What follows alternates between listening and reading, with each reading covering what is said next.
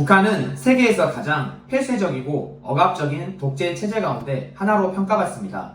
국제사회가 발표한 각종 지표는 북한의 참혹한 현실을 보여줍니다.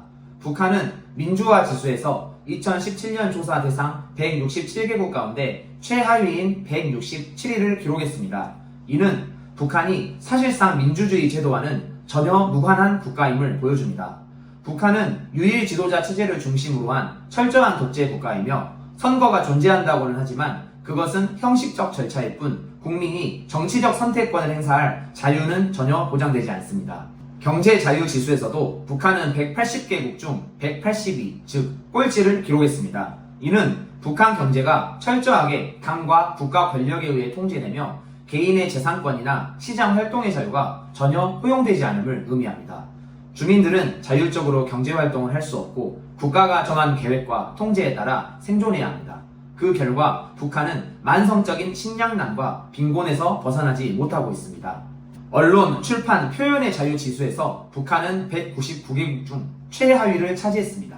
이는 북한이 세계에서 가장 언론의 자유가 없는 나라임을 방증합니다. 북한 주민은 외부 세계 소식을 들을 수 없고 오직 정권이 허락한 선전, 선동 매체를 통해서만 정보를 접할 수 있습니다.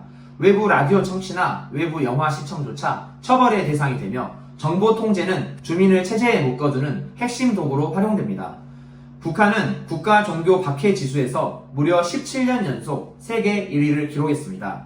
기독교인을 비롯한 종교인들은 극심한 박해를 당하고 있으며 신앙을 고백하는 순간 정치범 수용소로 끌려가거나 처형당하는 경우가 빈번합니다. 이는 북한 정권이 종교를 체제 위협 요소로 간주하고 철저히 말살하려는 의도 때문입니다. 국제기구 보고에 따르면 2018년 당시 북한 인구의 70% 이상 약 1,800만 명이 식량 부족으로 고통받고 있는 것으로 나타났습니다.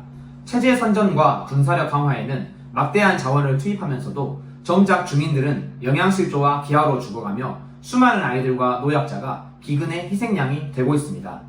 북한은 겉으로는 인민을 위한 국가를 내세우지만 실제로는 세계에서 가장 억압적이고 비인도적인 정권 중 하나입니다. 민주주의와 경제적 자유, 언론과 표현의 자유, 그리고 종교의 자유가 전혀 보장되지 않는 사회 속에서 주민들은 굶주림과 두려움 속에 살아가고 있습니다. 국제사회의 다양한 지표는 북한의 참혹한 현실을 드러내고 있습니다. 북한의 실상은 단순한 체제의 실패가 아니라 한 정권이 국민의 자유와 인권을 짓밟을 때 어떤 비극이 발생하는지를 보여주고 있습니다. 우리는 북한 문제를 결코 외면해서는 안 됩니다. 고통받는 북한 주민들을 위해 간절히 기도해야 합니다.